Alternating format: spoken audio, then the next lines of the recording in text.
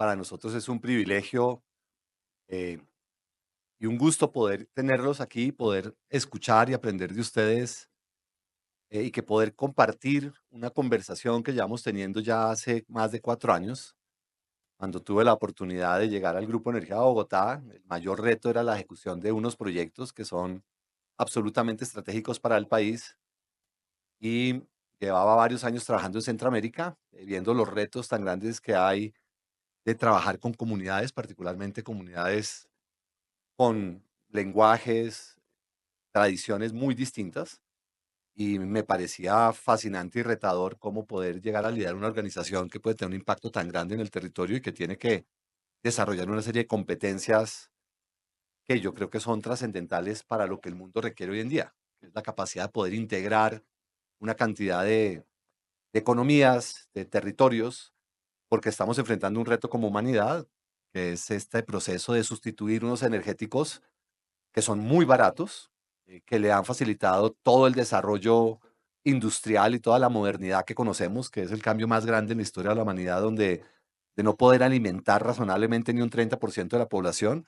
a pesar de todas las críticas que haya en el mundo hoy en día, puede alimentar un 90% de la alimentación y tiene una capacidad de producir unos volúmenes que jamás en la historia nadie lo hubiera imaginado. Toda la literatura económica y mucha de la historia giraba alrededor de cómo el mundo va a poder alimentar una población creciente, y con el descubrimiento de la urea y de toda la agroquímica, el mundo hoy en día puede alimentar 6.000 y pico millones de personas con todas las calorías que requiere, y el problema es más de obesidad que de tener acceso a un alimento.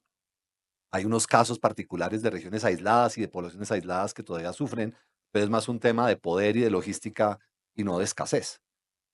Luego, el mundo cambió de una manera tan radical y tan profunda que perdimos el foco de cuáles eran esos impactos colaterales, y hoy en día estamos viendo y sufriendo lo que es este cambio climático, que Dios quiera no haya nadie que lo dispute.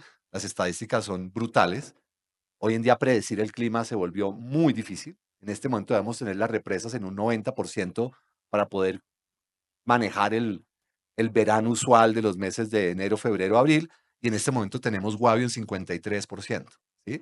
Estamos muy cerca a tener una crisis eléctrica el próximo año, y es porque los modelos que todos usamos ya no sirven.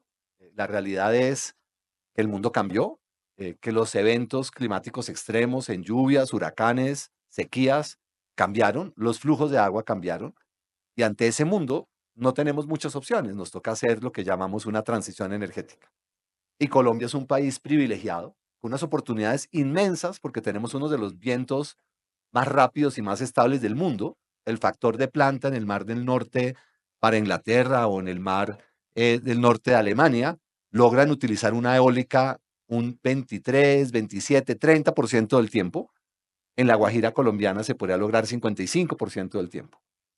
Cuando los vientos son más rápidos, la capacidad de generar energía no sube linealmente. 2 kilómetros no generan 2 megavatios más de energía.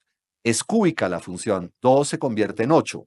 Luego, la competitividad de los vientos fuertes de la Guajira haría que el potencial del país de generar una energía muy competitiva a un precio muy bajo es inmensa. Pero los proyectos se bloquean, y se bloquean de las maneras más absurdas, desequilibradas, injustas, y no logramos conversaciones equilibradas, razonables, de cómo se logran acuerdos para que se puedan hacer cosas de forma que sean en beneficio de todos. ¿Cómo se define ese beneficio de todos? ¿Cómo se sopesan esos poderes o derechos o tradiciones versus necesidades que son claramente hoy en día ya inminentes? El país está totalmente atrasado en la construcción de infraestructura eléctrica. No logramos hacer proyectos a lo largo de los últimos 4 o 5 años de más de 4 gigavatios de potencia, y yo sé que son números raros para algunos de ustedes, yo trato de ponérselos en contexto. El total de lo que tiene Colombia es 21. Luego, hablar de 4, estamos hablando de un 20% de toda la capacidad que debe haber entrado en el país desde el año 22. Estamos en el año 24 y nada de eso ha entrado. Entonces, estamos teniendo un problema inmenso para poder generar el mínimo de oferta para que el sector eléctrico pueda abastecer a la población. Y la gente se le ha olvidado la locura que es un apagón. ¿Y quiénes son los que sufren un apagón? ¿Y dónde están las voces de las personas que van a ser perjudicadas en el momento que haya recortes de energía? Hay documentos claros y contundentes de lo que es eso hoy en día, de lo que está pasando en Cuba, de lo que está pasando en Ecuador, de lo que está pasando en Sudáfrica. Ecuador está con restricciones de 10 horas al día, Sudáfrica está con restricciones hasta de 14 horas al día. La gente que más sufre, como tiende a ser usual, es la gente más pobre. Cuando no hay alumbrado público, aumenta la violencia. Los problemas en Johannesburgo de crimen hoy en día son dramáticos. La gente que tiene pequeños restaurantes y pequeños negocios que deja de tener congeladores, se le vuelve imposible poder manejar los alimentos. Las cadenas hoy en día de distribución de alimentos hace que sea muy difícil poder preservar un alimento sin una cadena de frío continua. Las peluquerías, que parece algo tan básico, hoy en día la tasa de peluqueadas que uno logra en un día si tiene una máquina eléctrica versus si usa tijera es casi que de 1 a 4. Luego, la gente más pobre es la que más sufre. La gente rica en 2 minutos consigue un generador a diésel y todo lo contrario, sustituye la fuente de energía por la que más contamina. En Bogotá, ante la imposibilidad de hacer los proyectos de transmisión eléctrica, se están generando 7 por 24 con una de las termoeléctricas más viejas y más contaminantes del país, que es Termosipa, y estamos botando 90.000 toneladas de carbono mensuales. Si usted va en el Hollín en Tocancipá, la gente está desesperada, pero nadie objeta eso. Y una línea de transmisión que podría traer de energía de Sogamoso o la energía de La Guajira cuando se logre construir, no se logra hacer porque unas personas se oponen. Logran que una tutela sea aceptada ante la Corte Constitucional con el argumento absolutamente mentiroso de que los campos electromagnéticos generan leucemia. Si usted busca en Google, ¿no? Leucemia, EMF, ¿no? Electromagnetic Fields, sale un paper, de hecho hay unos 5 o 6, donde dicen que hay correlación entre leucemia en niños y las torres de energía. Pero si alguien hace el mínimo esfuerzo por entender y mira todas las investigaciones de la Comunidad Económica Europea para determinar las reglas del sector eléctrico, usted encuentra en 2 minutos que en Europa, después de la guerra, muchas de las torres de energía se hacen por los sitios donde habían desechos industriales, desechos químicos o depósitos de basuras. Es bastante natural que uno no va a botar las torres de energía por el sitio más bonito que le gusta a todo el mundo. Uno trata de buscar el sitio donde tiene un menor impacto. Luego, que haya una correlación no tiene ninguna noción de causalidad. Esta es una infraestructura que existe desde 1870, donde hay gente que trabaja 7 por 24 en una subestación, que hay toda la evidencia empírica de que no hay ninguna evidencia de causalidad entre campos electromagnéticos y enfermedades en el ser humano. Y así lo dice la normativa europea, que la revisaron en el año 22, y están todos los documentos donde dice la gente, nadie tiene por qué preocuparse por un campo electromagnético de una torre que está entre 60 y 100 metros y donde el campo cae supremamente rápido y a una distancia de 60 metros no hay ningún campo electromagnético en una torre de energía.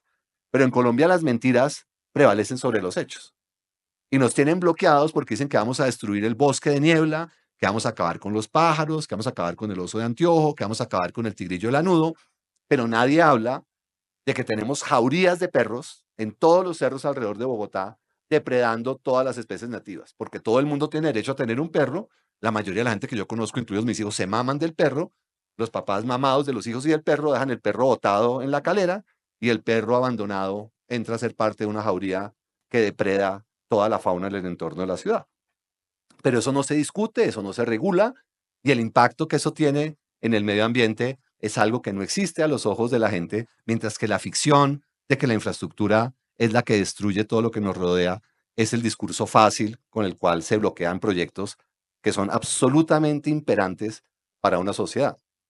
Igualmente dicen que nosotros deforestamos y que el impacto de una torre que son 16 metros por 16 metros va a acabar con el agua del río Frío en Tabio y va a acabar con el bosque de niebla, cuando nosotros tenemos obligaciones legales de compensar hasta 10 veces esa área y tenemos que sembrar, restaurar el bosque, garantizar la protección del vano. Todo lo que pueda hacer la infraestructura de transmisión es integrar los ecosistemas y garantizar que eso se cuide y se protege, pero eso no se sopesa. Prevalece la narrativa de que supuestamente vamos a destruir y vamos a generar un ecocidio, cuando en realidad es falso que una torre de energía pueda afectar una fuente de agua.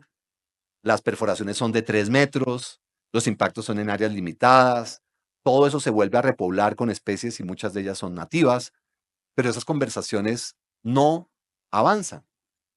Y los mecanismos de bloqueo y de oposición prevalecen sin que se dé la discusión que se está dando hoy en día en Europa y en Estados Unidos de cuál es el impacto de que no se hagan las cosas.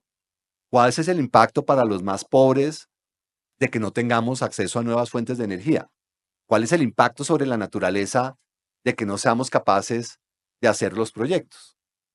Yo creo que esa es la gran pregunta que nosotros nos hacemos en el grupo de cómo podemos implementar procesos y procedimientos que garanticen que tenemos los estándares más altos de respetos a los derechos humanos, a las comunidades, tanto el interior de la organización como todo aquel con el cual interactuamos, cómo uno discute con personas poderosas que tienen lindas fincas y no quieren ver una torre desde la vista del jardín, que quieren poder galopar por su hacienda sin tener que encontrarse con esa infraestructura intrusiva, versus el hecho de que esa es una infraestructura lineal, que son toneladas de peso que no permite que se pueda mover de manera arbitraria y que en un diseño de una cosa que tiene 800 torres, una de las torres queda en esa propiedad privada de una persona influyente y cómo uno puede de alguna manera sopesar ese derecho a la vista, al disfrute, al paisaje de alguien versus la necesidad general de la sociedad de contar con infraestructura que le permita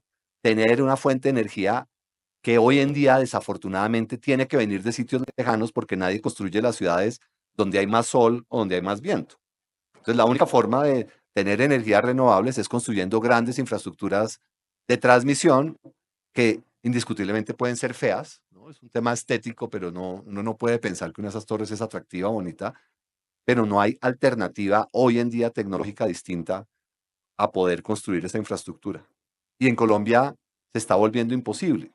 Las líneas de Sogamoso y de Chivor que deberían haber llegado a Bogotá en el año 2015, estamos en el año 2024 y al día de hoy no tenemos permisos y con argumentos de personas que han montado unas vedurías, estamos bloqueados y no tenemos trámites de sustracción desde hace 3 años, lo que hace muy difícil poder hacer las cosas. Entonces, el poder tener una conversación con personas de su experiencia, su conocimiento, que nos den luces para ver cómo podemos tener una conversación absolutamente respetuosa de todas las partes, particularmente las más vulnerables, y cómo podemos honrar y elevar el nivel como empresa, además pública, que tiene que ser ejemplo, cómo sopesamos la urgencia de hacer cosas, los impactos de que estas cosas no se hagan y los derechos legítimos de todo el mundo, porque hay miles de derechos acá y no vemos claro que exista en Colombia esas reglas de cómo se sopesan esos derechos de todas esas partes y podemos generar un lenguaje, Dios quiera, para poder construir conjuntamente una forma de avanzar. Entonces yo personalmente les agradezco inmensamente que le puedan dedicar un poco de su tiempo a pensar este tema. Creemos que es urgente para el país. Estamos a puertas de un alza en precios enorme. El gas ha pasado de 3, $4 el millón de BTUs. Hoy en día nos están cotizando a 14 y nos lo quieren vender a 22. O sea, ustedes van a ver aumentos de 4 o 5 veces en gas. El gas contamina la mitad del diésel, mucho menos de la mitad del carbón. Es un energético que es permanente. No hay forma de tener permanencia con sol y con eólico hasta que no haya baterías. El mundo va a depender en alguna dimensión del gas. Estados Unidos logró mayores reducciones de emisiones de carbono que Alemania utilizando gas. Sustituir los grandes contaminantes por unos menores contaminantes no es el ideal, pero es mejor que no hacer nada o que quedar dependiendo del carbón. Nosotros tenemos hoy en día GESELCA sin acceso a gas, generando con carbón. Tesorito generando con carbón, Termosipa generando con carbón, y la industria alrededor de Bogotá, ante la imposibilidad de tener electricidad, se está moviendo a carbón. Cada vaso de leche que se estén tomando, se está generando todo su proceso con base en carbón. Entonces, yo creo que es interesante entender la realidad de lo que estamos haciendo y ver cómo la retórica del cambio climático está llevando a precios altos a las producciones con los mayores contaminantes y vamos a terminar con una restricción en la oferta de electricidad en cuestión de 3, 4 años, que yo creo que debería ser una preocupación para la mayoría de los ciudadanos si no logramos ejecutar proyectos que hoy en día los están bloqueando todo tipo de intereses particulares. Entonces, ante esa preocupación, poder aprender, nosotros se los agradecemos infinitamente y muy bienvenidos a esta conversación y muchas gracias por estar acá.